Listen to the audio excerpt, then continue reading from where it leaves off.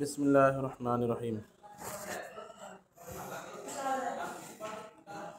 وَإِذَا رَهَنَ عَيْنًا وَاحِدَةً عِنْدَ رَجُلَيْنِ بِدَيْنٍ لِكُلِّ وَاحِدٍ مِّنْهُمَا عَلَيْهِ جَازَ وَجَمِيعُهَا رَهْنٌ عِنْدَ كُلِّ وَاحِدٍ مِّنْهُمَا وَالْمَضْمُونُ عَلَى كُلِّ وَاحِدٍ مِّنْهُمَا حِصَّةُ دَيْنِهِ مِنْهَا۔ مسئلے کی صورت یہ ہے کہ اگر آپ نے دو شخص سے بیک وقت قرض لیا اور رہن کے طور پر جو ہے آپ نے دونوں کو ایک ہی چیز گروی کے طور پر رکھی، ایک ہی سامان، جیسے ایک بائک تھی، دو شخص سے آپ نے قرض لیا اور دونوں کو ایک ہی وقت میں وہ بائک گروی کے طور پر رکھا تو یہ جائز ہے، اور دونوں جس کا آپ نے قرضہ لیا اس میں حصہ رہے گا۔ اگر وہ ہلاک ہو دونوں سے تو دونوں کی قیمت مائنس ہوگی۔ کہتے ہیں اذا رہن عینا واحدۃ، کسی نے ایک ہی سامان کو گروی رکھا، عند رجلین، دو شخص کے پاس، بدین، کسی قرض کے بدلے، لکل واحد منہما علیہ، کہ ان دونوں میں سے ہر ایک کا اس پر قرض ہو، جازہ، ایسا جائز ہے۔ وجمیعھا رہن عند کل واحد منہما، اور وہ سامان پورا کا پورا، وجمیعھا، اور وہ سامان پورا کا پورا دونوں میں سے ہر ایک کے پاس رہن ہوگا، والمضمون علی کل واحد منہما، اور دونوں میں سے ہر ایک پر مضمون ہوگا، یعنی ہلاک ہو جائے تو دونوں کے پیسے کٹیں گے برابر۔ والمضمون علی کل واحد منہما حصۃ دینہ منہا، اور دونوں میں سے ہر ایک پر مضمون اس کے حصے کا قرض ہو، اس کے قرض کا حصہ ہوگا۔ مثال کے طور پر پانچ ہزار آپ نے دو شخص سے لیا اور ایک بائک دونوں کے پاس گروی رکھ دی، وہ بائک جو اگر ہلاک ہو جائے اور وہ 10,000 کی بائک ہے تو دونوں کے پیسے گئے، 5,000 کی بائک تھی دونوں کے 2,500 گئے، اس طرح سے۔ فَإِنْ قَضَى أَحَدَهُمَا دَيْنَهُ، اگر یہ شخص یعنی جو گروی رکھنے والا ہے یہ دونوں میں سے کسی ایک کا قرضہ ادا کر دے، جیسے دو شخص سے 5,000 لیا تھا، ایک کو آپ نے 5,000 دے دیا، تو آپ کیا بائک لے سکتے ہیں؟ آپ نہیں لے سکتے۔ كَانَتْ كُلُّهَا رَهْنًا فِي يَدِ الْآخَرِ، تو اب وہ جو سامان ہے وہ پورا کا پورا دوسرے شخص کے ہاتھ میں رہن ہو جائے گا، حتیٰ یستوفی دینہ،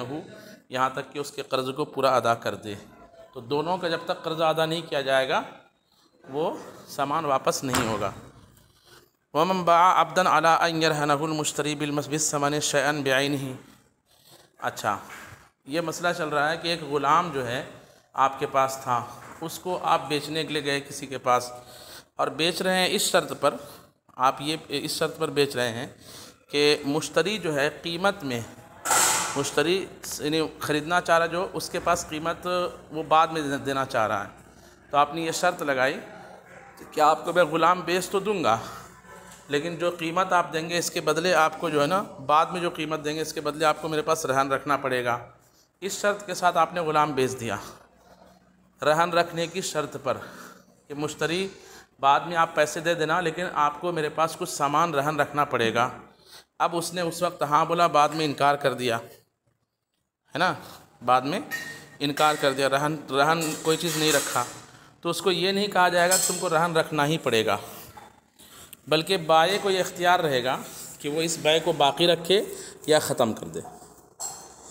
دیکھیے کہتے ہیں وَمَنْ بَاعَ عَبْدًا، کسی نے غلام بیچا،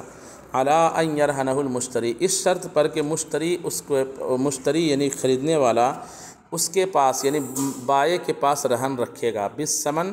ثمن کے بدلے، شیئاً بعینہ، کوئی متعین اور مخصوص چیز۔ فَإِنِ امْتَنَعَ الْمُشْتَرِي، تو اگر مشتری نے انکار کر دیا، من تسلیم الرہن، رہن کو سونپنے سے، لم یجبر علیہ، تو اس پر جبر نہیں کیا جائے گا۔ وَكَانَ الْبَائِعُ بِالْخِيَارِ، اور جو بائع ہے یعنی بیچنے والا اس کو اختیار رہے گا، ان شاء رضی بترک الرہن،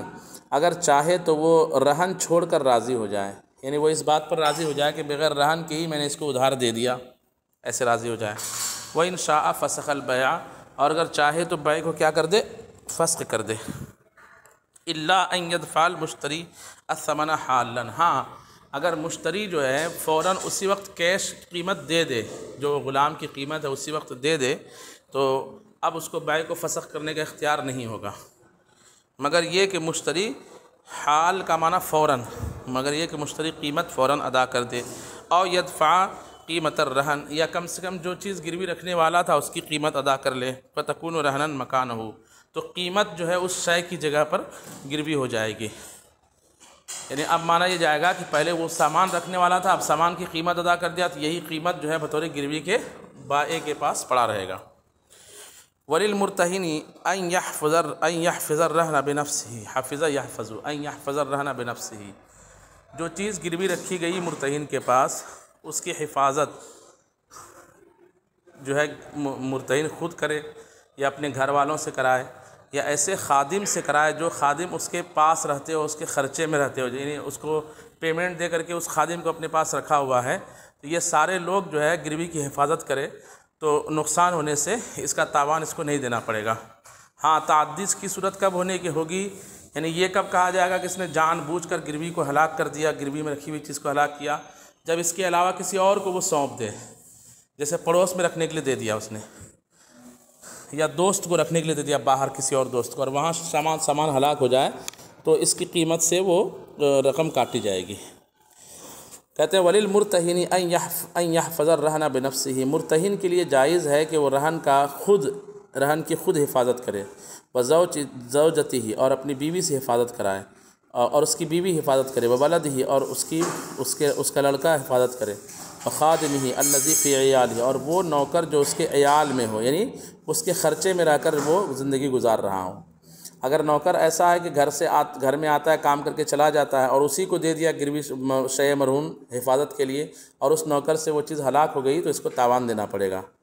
وَإِنْ حَفِظَهُ بِغَيْرِ مَنْ فِي عِيَالِهِ أَوْ أَوْدَعَهُ زَمِنًا، اور اگر اس کی حفاظت کی اس شخص نے جو اس کے عیال میں نہیں ہے، یعنی اس کے خرچے میں نہیں ہے، اس کی نگرانی میں نہیں رہتا، جیسے بھائی ہے، بہن ہے، دور رہتے ہیں، اگل بغل رہتے ہیں،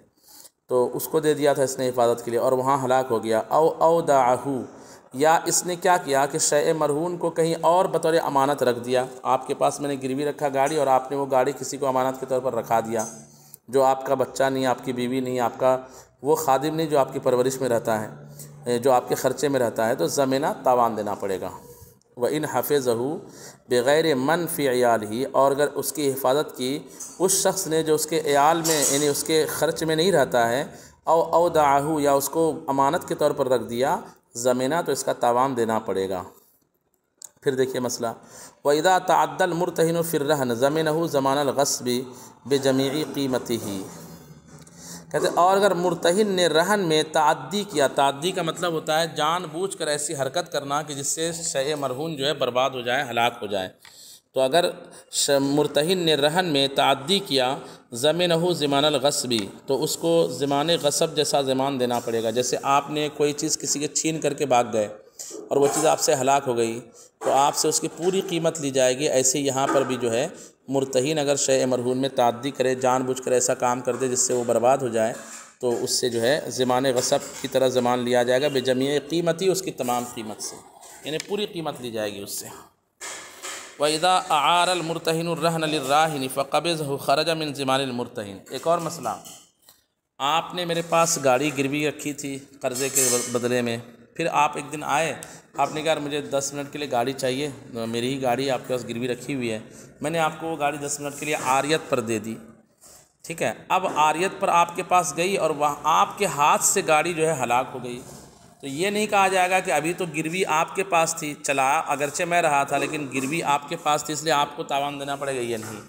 کیوں؟ کیونکہ عاریت میں جب اس شخص نے وہ چیز لے لیا تھا تو اس کی زمان سے، مرتہن کے زمان سے وہ چیز نکل گئی، گارنٹی سے، مرتہن کی گارنٹی سے وہ چیز نکل گئی، اور اب جو ہلاک وہ شے برباد ہوئی تو اس مرتہن پر کچھ خرچہ لاگو نہیں ہوگا، یعنی مرتہن کے قرضے سے کٹوتی نہیں ہوگی۔ کہتے ہیں وَإِذَا أَعَارَ الْمُرْتَهِنُ الرَّهْنَ لِلرَّاهِنِ، اگر مرتہن نے رہن کو، رہن جو سامان ہے اس چیز کو راہن کے لیے عاریت میں دے دیا، اعارہ یعیرہ کا معنی تھا عاریت میں دینا، فَقَبِضَهُ، پھر راہن نے اس پر قبضہ بھی کر لیا، یعنی جیسے بائک کی میں نے مثال دی، وہ لے کر چلا گیا چلانے کے لیے، خرج من ضمان المرتہن، تو وہ شے مرتہن کے ضمان سے نکل گئی، یعنی اس بیچ اگر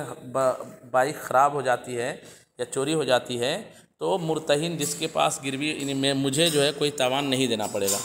فَإِنْ هَلَكَ فِي يَدِ الرَّاهِنِ، تو اگر وہ اسی درمیان یعنی راہن لے کر گیا چلانے کے لیے اور اسی درمیان وہ چیز ہلاک ہو گئی، ہلاکہ بغیر شعین، یہ بغیر کسی بدلے کے ہلاک ہوگی، یعنی مرتہن کو کچھ نہیں دینا پڑے گا۔ کیوں؟ کیونکہ وہ کہے گا کہ بھیا ہم نے تو آپ کو دے دیا تھا، اگرچہ عاریۃً دیا تھا، آپ ہی کے پاس گاڑی تھی۔ وَلِلْمُرْتَهِنِ أَن يَسْتَرْجِعَهُ إِلَىٰ يَدِهِ، اور مرتہن کے لیے جائز ہے کہ اپنے پاس وہ دوبارہ اس سے مانگے۔ وَلِلْمُرْتَهِنِ، اور مرتہن کے لیے جائز ہے أَن يَسْتَرْجِعَهُ، کہ اس سے رجعت کا مطالبہ کرے، إِلَىٰ يَدِهِ، اپنے ہاتھ کی طرف، یعنی اپنے قبضے کے لیے۔ وہ یہ کہے کہ بھیا آپ نے 10 منٹ کے لیے لیا تھا، 1 دن کے لیے لیا تھا، اب مجھے واپس دے دو، میں اپنے پاس ہی رکھوں گا۔ اس طرح مطالبہ کرنا اس کے لیے جائز ہے۔ فَإِذَا أَخَذَهُ، پھر جب اس نے اسے لے لیا، یعنی اس نے واپس بائک لا کر اس کو دے دی، عَادَ الزَّمَانُ عَلَيْهِ، تو اس پر زمان واپس لوٹ گیا۔ اب اگر یہاں ہلاک ہوئی تو مرتہن بھرے گا اس کو۔ مسئلہ سمجھ میں آیا کہ نہیں آیا؟